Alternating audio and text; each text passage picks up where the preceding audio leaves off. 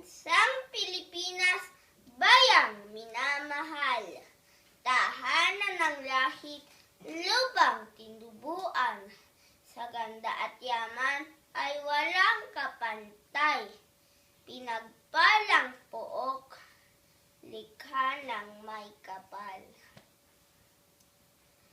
Perlas ng silangan kung ika'y tawagin, dahil kaya ito sa ganda mong angkin, sa dagat, sa bundok, at mga bukirin, pagkaganda-ganda ng mga tanawin.